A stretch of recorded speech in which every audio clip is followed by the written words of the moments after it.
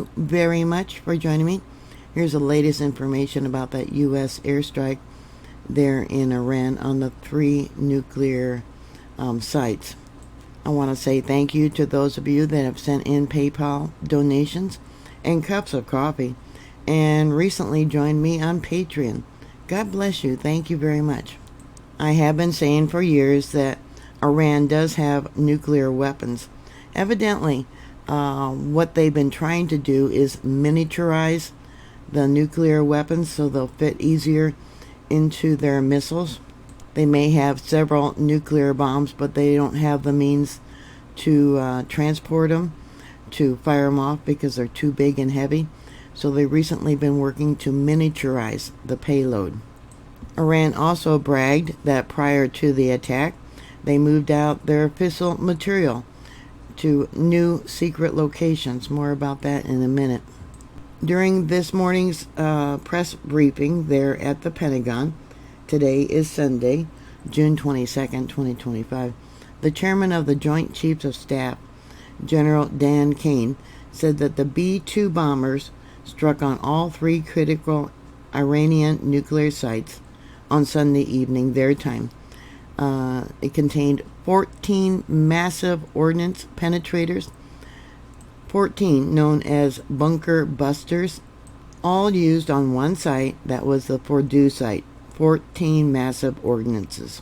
They can only hold 2 of the ordnances per plane, so that means that there was 7 planes sent to Fordow.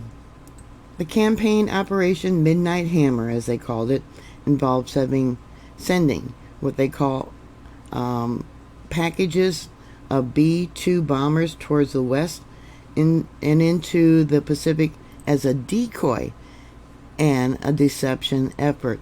That was to Guam.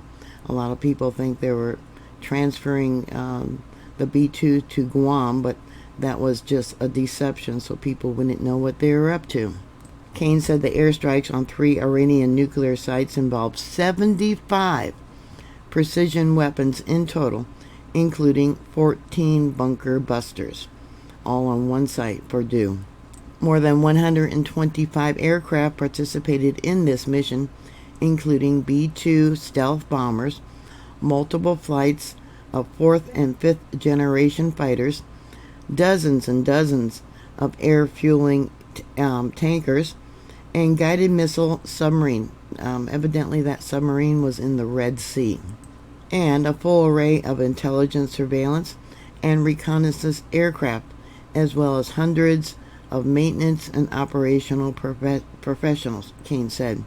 He said he was not aware of any shots fired at the U.S. strike package, either before they got there or as they were leaving. The Natanz and Isfahan sites were all targeted by Tomahawk missiles. General Kane said a U.S. submarine launched more than 24 Tomahawk cruise missiles at the Isfahan nuclear site. 24 at Isfahan. As of making this video, I haven't heard how many Tomahawks were launched to the other site. Now, I don't know how much damage they did to the Fordow nuclear facility. It is a half a mile inside the mountain.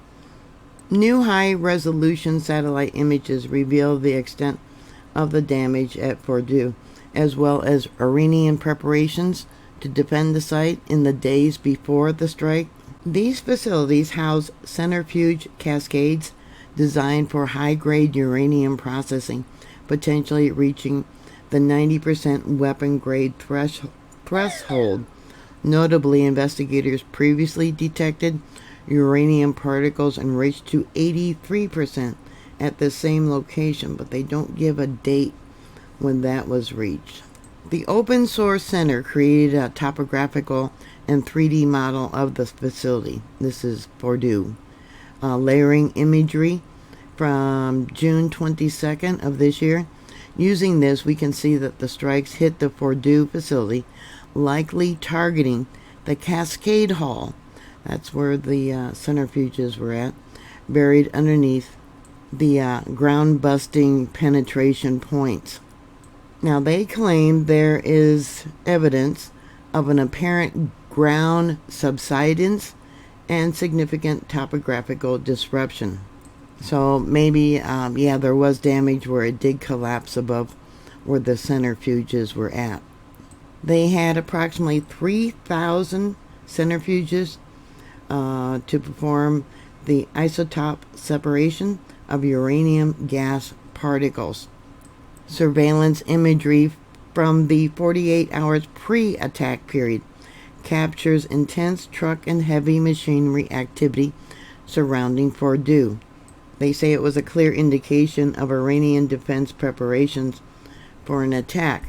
Like I said, Iran said that they had already removed the uranium from there, the centrifuges. I don't know.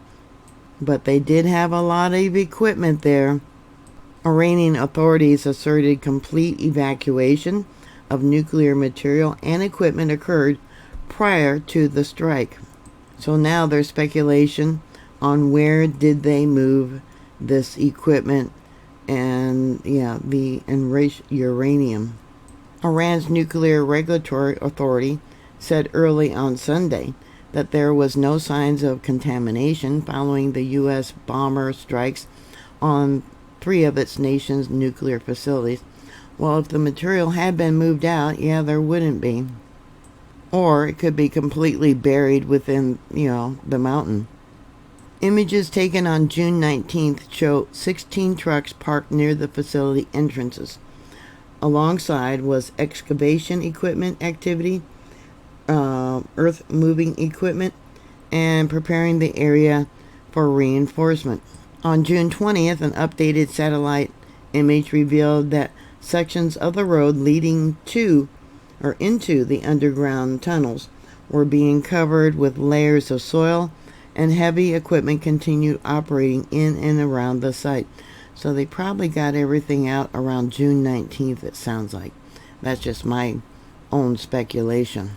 The facility's main halls are buried between 80 and 90 meters underground. The penetrators evidently can go 30 meters, so it's going to be a while before we find out anything.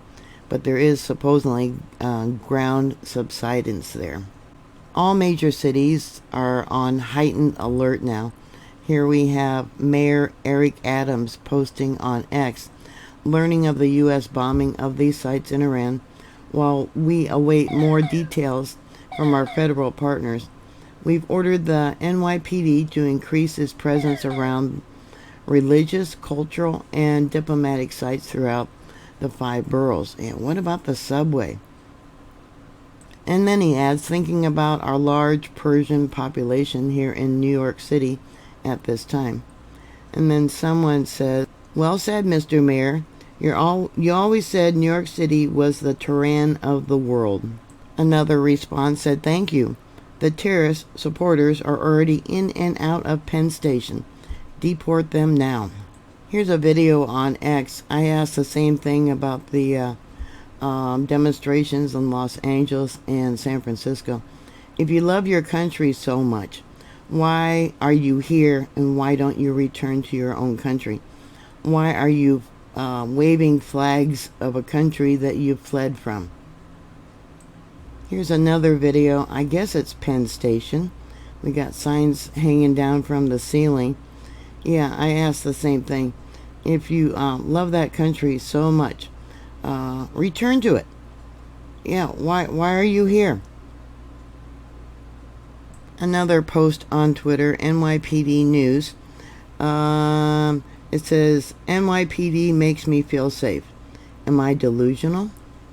Here's a post. I had a chuckle at it. PSA to Iran.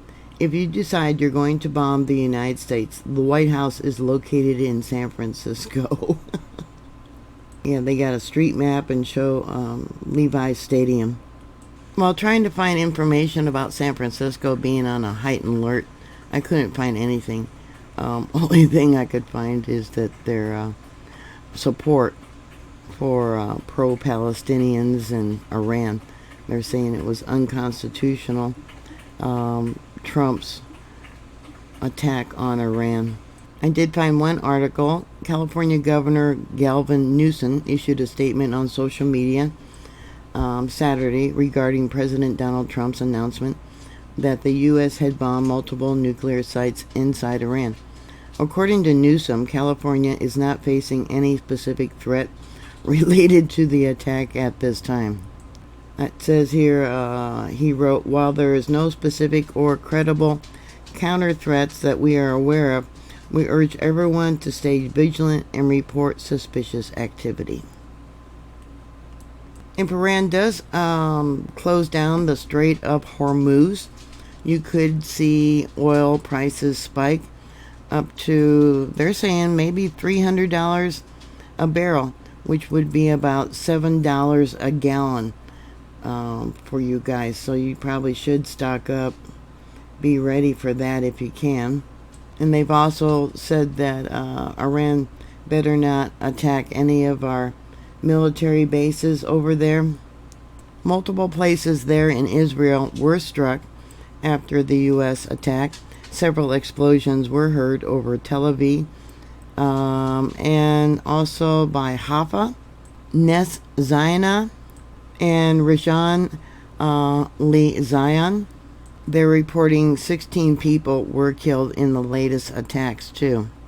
According to the New York Post, Isfahan and Natanz sites were struck with 30 Tomahawk missiles. So that's all I have for right now.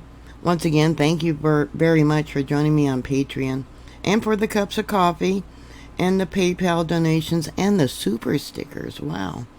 Yeah, you can get super stickers here on YouTube. Please share. Please join me. Subscribe here on YouTube. Thank you again. God bless you all. Be prepared. Yeah, can you imagine? $7 a gallon. And I'll talk to you later. God bless you.